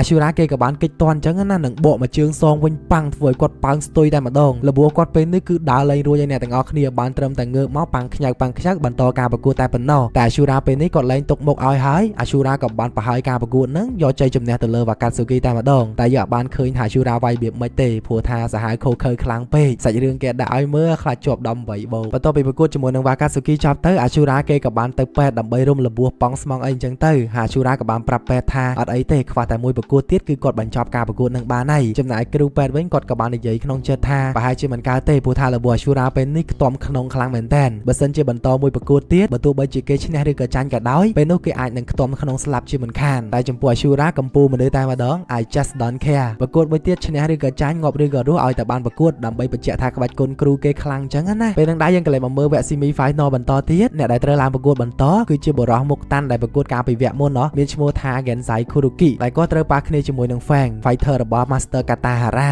ហើយពីរអ្នកនេះបើសិនជាណាគេឈ្នះនឹងត្រូវឡើងទៅជួប Ashura ក្នុងវគ្គ final ពេលដែលការប្រកួតចាប់ផ្ដើមអ្នកទាំងពីរបែរជាអត់វាយគ្នាទេឈរមើលមុខគ្នាតែម្ដងព្រោះក្បាច់របស់ពួកគេគឺដូចគ្នាពោលគឺឈរមួយកន្លែងដើម្បីរងចាំ counter attack បើសិនជាណាគេវាយមុនប្រកាសជាបរាជ័យហើយតែពេលហ្នឹងអត់ patient ទៀតទេ Gensai Kuruki គាត់ក៏បានចូលទៅវាយមុនសាប់យកទៅលើ Fang តែម្ដងការប្រកួតរបស់អ្នកទាំងពីរមើលទៅជក់ចិត្តមែនតើគ្នាយើងកន្លែងហ្នឹងអត់មានថាចង់ដាក់វីដេអូឲ្យមើលដែរតែឈាមច្រើនពេកខ្ជិលដាក់ខ្លាច YouTube ចាប់ copyright និយាយបដ ហើយអញ្ចឹងដោយពួកគេម៉ាត់យកទៅវិញទៅមកបាច់អញ្ចឹងណា Gensai Kuruki គាត់មានអាការម៉ាត់ទៅលើ Fang ឲ្យមានលបួសផងដែរតែ Fang ពេលហ្នឹងគេក៏បាននិយាយទៅកាន់គាត់ថាគេនឹងប្រើក្បាច់គេមានទាំងប្រមាណបញ្ចេញមកឲ្យអស់ដើម្បីឡើងទៅកាន់វគ្គ final ព្រោះថាគេស្អប់អាប៉ែ Gensai នឹងខ្លាំងមែនទែនពោលគឺគេចង់ឈ្នះទៅកាន់គាត់ប្រើស្អីក៏ប្រើដែរទៅពេលដែលពួកគេកំពុងតែប៉ះគ្នាបាច់ទៅបាច់មកបាច់ហ្នឹង Fang គេក៏បានចាប់កាច់ដៃ Gensai ផ្លាច់តែម្ដងអត់ដឹងថាម៉េចទេអ្នកគ្នាដោយសាររឿងរបស់យើងគឺបញ្ចប់ត្រឹមនឹងសិនទៅចាំមើលនៅក្នុងវគ្គក្រោយបន្តទៀតថាតើវាទៅជាងណាហើយ Ashura របស់យើងនឹងត្រូវប៉ះណាគេដែលនៅក្នុងវគ្គ final នឹងដែរយើងចាំមើលទាំងអស់គ្នាហើយបើសិនជាគ្នាយើងពេញចិត្តនៅក្នុងភាពមួយនេះកុំភ្លេចចុច like ឲ្យមានម្នាក់មួយផងណាហើយ subscribe ផង 100k ក៏ដោយក៏ subscribe ទៀតទ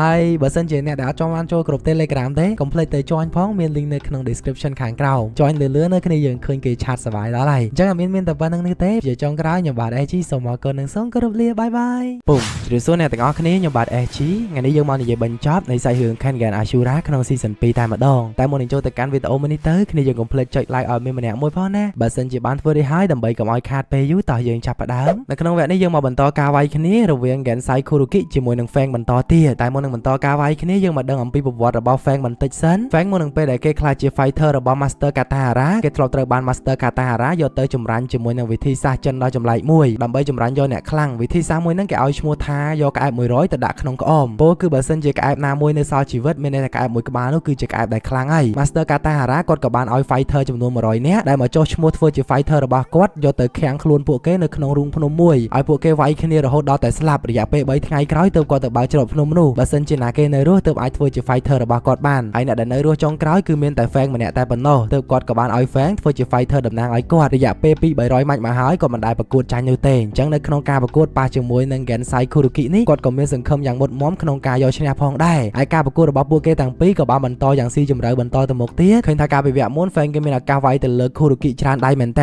វគ្គនេះ Kuruki លេងវិញហើយបើទោះបីជាគាត់អត់សូវវាយអត់សូវតដៃបានត្រឹមតែរងតែប៉ុណ្ណោះតែមួយដៃរបស់គាត់ធ្ងន់ខ្លាំងមែនតែពេលហ្នឹង Kuruki ក៏បានប្រើ hand chop ដែលជាក្បាច់យកដៃទៅកាប់ដូចកំបិតអញ្ចឹងក៏ដូចជា finger pistol គាត់យកដៃគាត់ទៅចាក់ក្នុងសាច់ឡើងធ្លុះតែម្ដងអ្នកទាំងអស់គ្នាធ្វើឲ្យ Fang ពេលហ្នឹងឈឺចុកចាប់ខ្លាំងមែនតែ Fang បើទោះបីជាមានរហស្សនាមថាបរោះអត់មានចំណុចខ្សោយក៏ដោយតែប៉ះ Kuruki Gensai នេះគឺខ្ទប់តែម្ដងពោលគឺពេលដែល Fang ព្យាយាមវាយទៅកាន់គាត់ហ្នឹងក៏ត្រូវបាន Gensai Kuruki កាច់បំបាក់ដៃ Fang ចោលទៀតដែលធ្វើឲ្យពេលនេះ Fang អស់ដៃវាយហើយសល់តែដៃឆ្វេងជាមួយនឹងជើងតែប៉ុណ្ណោះទោះបីជាមានរបួសពេញខ្លួនយ៉ាងណាក៏ Fang គេអត់ទាន់បោះបង់ចោលដែរគេនៅតែស្ទុះចូលទៅវាយ Gensai បន្តទៀតពេលហ្នឹង Gensai គាត់ក៏ព្យាយាមកិច្ចជាមួយនឹង Fang ក៏ត្រូវបាន Fang ទាត់ខ្លះដែរអ្នកទាំងអស់គ្នាតែក្នុងការប្រកួតមួយនេះមើលទៅកាន់ Fang ដូចជាអស់កម្លាំងក្នុងការតដៃ Gensai ហើយ Gensai កម្លាំងគាត់ពេញខ្លួនហើយរាងកាយដ៏មាំរបស់គាត់ទប់ទល់ជាមួយនឹង Fang បានយ៉ាងងាយស្រួលតែម្ដងមិនតែប៉ុណ្ណោះពេលហ្នឹងគាត់ប្រើកណ្ដាប់ដៃ pistol របស់គាត់ចាក់យក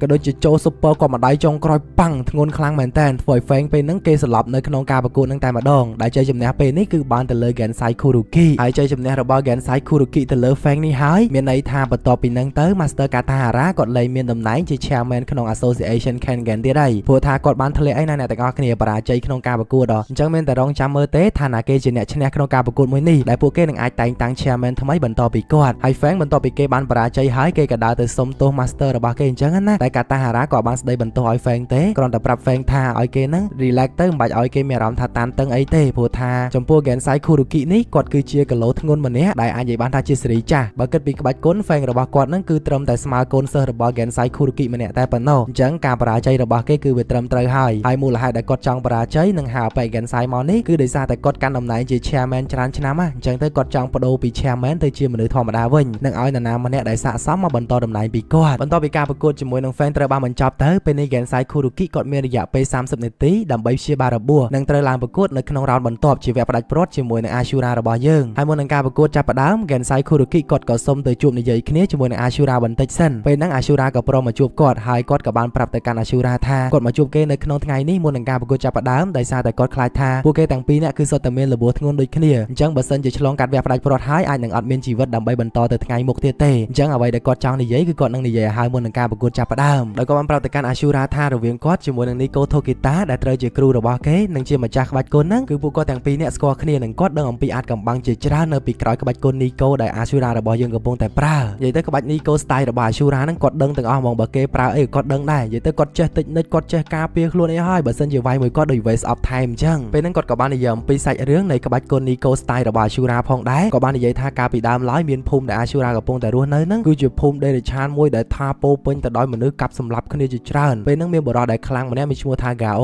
គាត់ក៏បានរើសជាមួយនឹងកូនសិស្សដែលជាក្មេងកំព្រាហ្នឹងយកមកហាត់ក្បាច់គុណជាមួយនឹងគាត់ហើយគាត់បានឲ្យឈ្មោះពួកគេថា Nico Tokita និយាយទៅកូនសិស្សរបស់គាត់10 20 30 40នាក់ហ្នឹងគឺឈ្មោះដូចគ្នាទាំងអស់ដែលមានន័យថា Nico Tokita ហ្នឹងមិនមែនមានតែម្នាក់ទេគឺមានច្រើនអ្នកខ្លាំងមែនតើជាកូនសិស្សរបស់ Gao ហើយ Gao ហ្នឹងគាត់យកពួកគេមកហាត់ក្បាច់គុណរបស់គាត់រហូតដល់ពួកគេហ្នឹងខ្លាចជាមនុស្សដែលខ្លាំងធ្វើជាអាសាសៀនធ្វើជាអីអញ្ចឹងណាថ្ងៃមួយគាត់ក៏បាននាំពួកគេទៅវឹកហាត់ក្បាច់គុណនៅក្នុងព្រៃតែសំណាងមិនល្អ Nico Tokita ដែលជាកូនសិស្សរបស់គាត់ទាំងអស់ហ្នឹងត្រូវបានគេតាមសម្លាប់ដោយសល់តែម្នាក់តែប៉ុណ្ណោះគឺជា Nico Tokita ដែលជាគ្រូរបស់ Ashura នឹងឯងចំណែកឯ Gao វិញក៏បានបាត់ខ្លួនចាប់តាំងពីថ្ងៃហ្នឹងមកហើយ Nico Tokita ជាគ្រូរបស់ Ashura ហ្នឹងក៏បានមកសុំស្នាក់នៅកន្លែងគ្រូរបស់ Gensai Kuruki ហ្នឹងអញ្ចឹងណាក៏ដូចជាពួកគេហ្នឹងបានហាត់ក្បាច់គុណហាត់អីជាមួយនឹងគ្នាដោយគាត់បានដឹងអាចកំបាំងច្រើនមែនតើពីក្រោយខ្នងនៃក្បាច់គុណ Nico Tokita ហ្នឹងឯងអញ្ចឹងបើឡើងវាយជាមួយនឹងគាត់គឺគាត់ដឹងក្បាច់គុណហ្នឹងអស់ហើយនឹងអ្នកគ្នាអញ្ចឹងបើសិនជាវាយទៅយើងគួរឲ្យដឹងហើយថាណាគេជាអ្នកឈ្នះ ហ្នឹងតែគេជាអ្នកចាញ់តែមិនបាច់ខ្វល់ច្រើនទេអាឈូរ៉ារបស់យើងហ្នឹងគេគឺជាមនុស្សម្នាក់ដែលមិនដែលចោះចាញ់ជាមួយនឹងព្រំលិខិតទេបន្ទាប់ពីជួបនិយាយគ្នាជាមួយនឹង Gensai Kuruki ហើយអាឈូរ៉ាក៏ត្រូវបានលោកអ៊ំ Yamashita គាត់មកជួយធ្វើទៅស័យគេអញ្ចឹងណាព្រោះថាមុននឹងរៀងខ្ទំក្នុងដែរអញ្ចឹងសម្រួលទៅស័យសិនមុននឹងឡើងប្រកួតបន្ទាប់ពេលដែលសម្រួលទៅស័យឲ្យអាឈូរ៉ាហ្នឹងលោកអ៊ំ Yamashita គាត់ក៏បាននិយាយលើកទឹកចិត្តគេក៏ដូចជាប្រាប់គេថាឲ្យគេនឹងខំឲ្យអស់ពីសមត្ថភាពទៅព្រោះគាត់ជឿជាក់ទៅលើអាឈូរ៉ាថាគេគឺជាក្មេងប្រុសម្នាក់ដែលជា version របស់គាត់ព្រោះថាគាត់កាលពីក្មេងក៏គាត់ដូចគេអញ្ចឹងដែរគាត់ជាមនុស្សម្នាក់ដែលចង់មានកម្លាំងខ្លាំងចង់យកឈ្នះគ្រប់មានសត្រូវក៏ប៉ុន្ត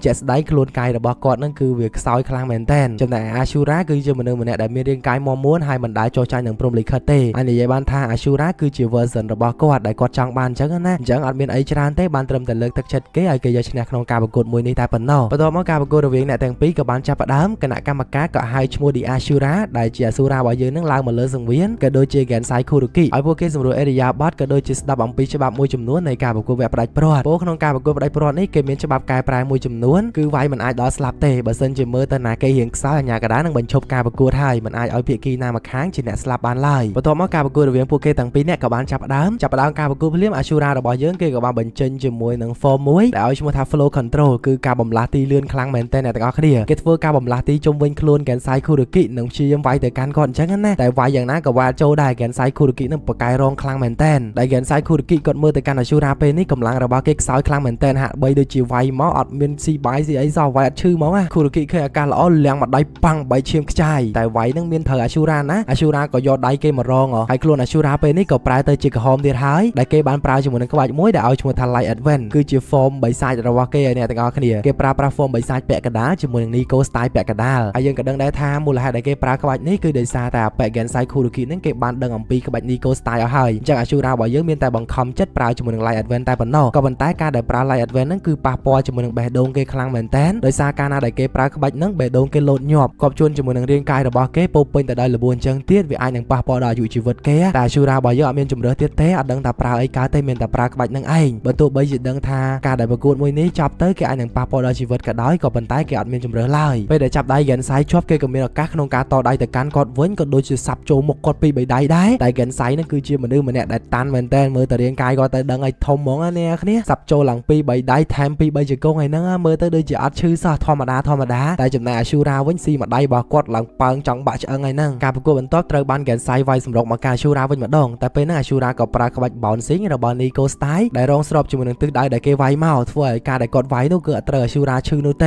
េស្របពេលដែលកំពុងតែទប់ទល់ជាមួយនឹង Gensai គាត់ក៏មានឱកាសក្នុងការចាប់ឃ្លេ Gensai វិញផងដែរដោយចាប់កាច់ដៃរបស់គាត់មកក្រោមតែ Gensai នេះគឺដៃរបស់គាត់នៅសល់ finger pistol ទៀតអ្នកទាំងអស់គ្នាគាត់ក៏បានធ្វើការចាក់កាភ្លើអាឈូរ៉ាប៉ាំងធ្វើឲ្យគេពេលហ្នឹងចុកចាប់ខ្លាំងមែនតើក៏ដូចជាបលែងការឃ្លេនោះចោលទៅអាឈូរ៉ាពេលនេះមានរបួសពេញខ្លួននិងហូរឈាមខ្លាំងមែនតើអញ្ចឹងការដែលប្រើ Light Advent របស់គាត់ជា form បិសាចហ្នឹងប្រហែលជាអាចបន្តទៅបានទៀតទេបើសិនជាគាត់នៅតែប្រើបែបនេះគាត់នឹងកាំងបេះដូងស្លាប់ជាមិនខានគាត់ក៏សម្រេចចិត្តថាឈប់ប្រើជាមួយនឹង form បិសាចរបស់គាត់ហើយត្រឡប់មកកាន់រូបរាងជាមនុស្សធម្មតាប្រើ Nico style ជាមួយនឹងជីវិតចុងក្រោយវិញការប្រយុទ្ធបន្តទៀតបើទោះបីជាអាឈូរ៉ាពេលនេះមានរបួសខ្លាំងពេញខ្លួនក៏ដោយក៏ដូចជាត្រូវបាន Gensai Kuruki នឹងម៉ាត់យកយ៉ាងណាក្តីក៏ប៉ុន្តែអាឈូរ៉ារបស់យើងគាត់អត់ចោះចាញ់នោះទេគាត់នៅតែរលទៅមុខទៀតបើទោះបីជាកម្លាំងកាន់តែខ្សោយទៅកណ្ដាប់ដៃកាន់តែស្រាលទៅក៏នៅតែមិនឈប់ដែរជាចុងក្រោយអាឈូរ៉ាក៏ត្រូវបាន Gensai Kuruki ប្រើ super ចុងក្រោយអុកមកជង្គង់ប៉ាំងធ្វើឲ្យគាត់បរាជ័យក្នុងការប្រកួតពេលហ្នឹងតែម្ដងដែលមានន័យថាពេលនេះ Gensai Kuruki គឺបានយកឈ្នះទៅលើ The Ashura របស់យើងហើយអ្នកទាំងអស់គ្នាសេតខ្លាំងមែនតើដោយសារតែគាត់បានប្រើថាមពលអស់ពីខ្លួនហើយតែនៅតែបរាជ័យទៀតបើសិនជាគិតទ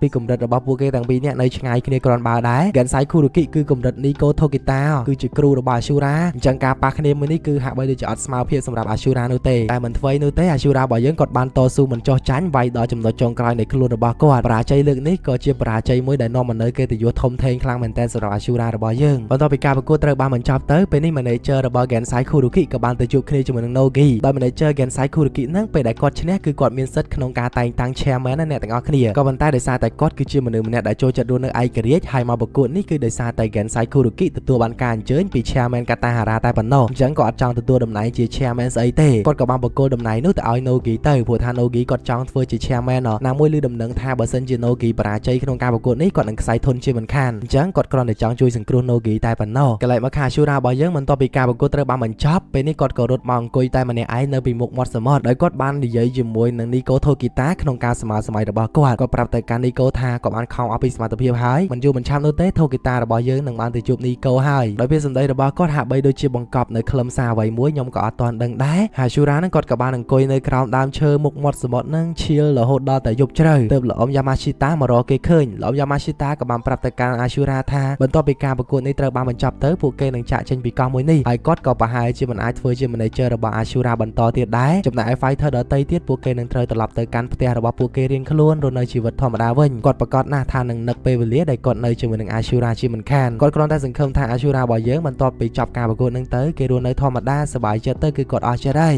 បន្ទាប់ពីនឹងមកប្រហែលថ្ងៃក៏បានកន្លងផុតទៅនៅពេលដែលពួកគេត្រឡប់ទៅកាន់ទីក្រុងតូក្យូវិញលោកយ៉ាម៉ាស៊ីតាពេលនេះគឺគាត់បានលាឈប់ពីក្រុមហ៊ុន Nogi ហើយចំណែកឯអ្នកដទៃទៀតជា fighter ហ្នឹងពួកគេក៏បានប្រើជីវិតយ៉ាងសប្បាយរស់នៅជាជនសាមញ្ញធម្មតាទូទៅស្របពេលជាមួយគ្នាយើងក៏បានឃើញ fighter 3នាក់មាន Himuro មាន Imai Cosmo ហ្នឹងពួកគេនៅលើកោះដែលពួកគេប្រកួត Kengan សំដៅទៅលើមាត់ទឹកមួយដោយពួកគេក៏បានទៅគោរពជាមួយនឹងភ្នូវិញ្ញាណក្ខន្ធមួយដែលឲ្យឈ្មោះថា Oma Tokita ដែលខ្ញុំអត់ទាន់ដឹងទេថា Tokita របស់យើងគាត់ស្លាប់ឬក៏អត់ទេអ្នកទាំងអស់គ្នាគ្រាន់តែដឹងថាពួកគេទៅគោរពភ្នូមួយនោះដែលហៅឈ្មោះថា Tokita Oma អញ្ចឹងណាគឺជាតួឯកប្រុសរបស់យើងហើយក៏សាច់រឿងអត់ទាន់បញ្ជាក់ថាគាត់ស្លាប់ឬក៏អត់ដែរអ្នកទាំងអស់គ្នាត្រឹមតែឃើញភ្នូដែលគេឲ្យឈ្មោះថា Tokita Oma តែប៉ុណ្ណោះបើតាមការសន្និដ្ឋានបើadminគិតថាប្រហែលជា Tokita គាត់ស្លាប់ហើយព្រោះការដែលគាត់ប្រើ Light Advent ជា form បិសាចរបស់គាត់ហ្នឹងគឺវាប៉ះពាល់ដល់បេះដូងខ្លាំងមែនតើស្របពេលដែលការប្រយុទ្ធរបស់គាត់មានឈាមហូរជាខ្លាំងទៀតអញ្ចឹងគឺធ្វើឲ្យបេះដូងរបស់គាត់អាចនឹងគាំងហើយស្លាប់បាត់បង់ជីវិតនៅពេលហ្នឹងអញ្ចឹងណាហើយអត់ទាន់ច្បាស់ការទេព្រោះសាច់រឿងគេអត់បានបញ្ជាក់ឲ្យជ្រាលជ្រៅឡើយហើយស្របពេលជាមួយនឹងគ្នាយើងកន្លែងមកកាន់លោកអ៊ំយ៉ាម៉ាស៊ីតាវិញគាត់ក៏បានដាក់ពាក្យលាឈប់ពីកន្លែងធ្វើការហើយគាត់ក៏ទៅបើកក្រុមហ៊ុនមួយដែលឲ្យឈ្មោះថា Yamashita Corporation ជាមួយនឹងលេខារបស់ Nogi អ្នកទាំងអស់គ្នាក៏ដូចជាគាត់បាននិយាយថាគាត់ពិតជានឹក Tokita Oma ខ្លាំងមែនតើថ្ងៃណាមួយគាត់នឹងយកភាពជោគជ័យរបស់គាត់ទៅឲ្យគេមើលហើយសាច់រឿងក៏បានបញ្ចាំងទៅដល់ភ្នូរបស់ Tokita នៅឯចុងរឿងផងដែរហើយយើងច្បាស់ការហើយថាគាត់ស្លាប់ហើយអ្នកទាំងអស់គ្នាគាត់អត់ដឹងថាស្លាប់ដោយរបៀបម៉េចហើយក៏អត់មានព័ត៌មានណាបញ្ជាក់ថាគាត់ស្លាប់ឲ្យពិតប្រាកដអីដែរនេះគ្រាន់តែជាការនិយាយរបស់សាច់រឿងណាគេអត់បញ្ជាក់ប្រាប់យើងថាស្លាប់ឬក៏អត់នោះទេខ្ញុំអត់យល់ដែរហើយមិនដែរអ្នកទាំងអស់គ្នាសាច់រឿង Kengan Ashura របស់យើងល្អមើលដែរឬទេតាំងពីដើមរហូតមកដល់ចប់បើសិនជាអ្នកគ្នាពេញចិត្តនៅរឿងមួយនេះហើយគិតថាល្អមើលកុំភ្លេចចុច like ឲ្យមីមផងហើយសាច់រឿងមួយនេះក៏បង្កប់នូវអត្ថន័យអប់រំច្រើនដែរគ្រាន់តែចង់លើកទឹកចិត្តទៅកាន់យុវវ័យរបស់យើងនិងអ្នកដែលកំពុងតែមានបញ្ហាបាក់ទឹកចិត្តអីជាដើមដោយបង្ហាញជាមួយនឹងតួអង្គ Ashura របស់យើងនេះគឺជាមនុស្សម្នាក់ដែលបើទោះបីជាជួបបញ្ហាធំបំផិនភ្នំបញ្ហាធំជាងខ្លួនគាត់ក៏ដោយក៏គាត់ជាមនុស្សម្នាក់ដែលអត់ចោះចាញ់នោះទេដៃគូសត្រូវដែលកាន់តែខ្លាំងគាត់កាន់តែរល់ដៃគូសត្រូវដែលកាន់តែមាំគាត់កាន់តែវាយពោលគឺគាត់ជាមនុស្សម្នាក់ដែលសុខចិត្តស្លាប់ក៏មិនចោះចាញ់ដែរអញ្ចឹងបើសិនជាអ្នកគ្នាមានអារម្មណ៍ថាបាក់ទឹកចិត្តយក Oma Tokita ធ្វើជា idol ទៅព្រោះគាត់គឺជាមនុស្សម្នាក់ដែលមិនដែលចោះចាញ់នឹងបញ្ហានៅចំពោះមុខទេបើសិនជាគាត់បរាជ័យគាត់ងើបឡើងមកវិញម្ដងទៀតជាមួយនឹងភាពខ្លាំងរឹងមាំជាងមុនទៅទៀតអញ្ចឹងសាច់រឿងរបស់យើងគឺមានតែប៉ុណ្្នឹងទេសង្ឃឹមថាអ្នកគ្នាពេញចិត្តហើយនឹងអរគុណច្រើនមែនទែនចំពោះការតាមដានទស្សនាពីដើមមកដល់ចប់ពីចំណុចនេះខ្ញុំបាទ SG សូមអរគុណនិងសូមគោរពលាបាយបាយ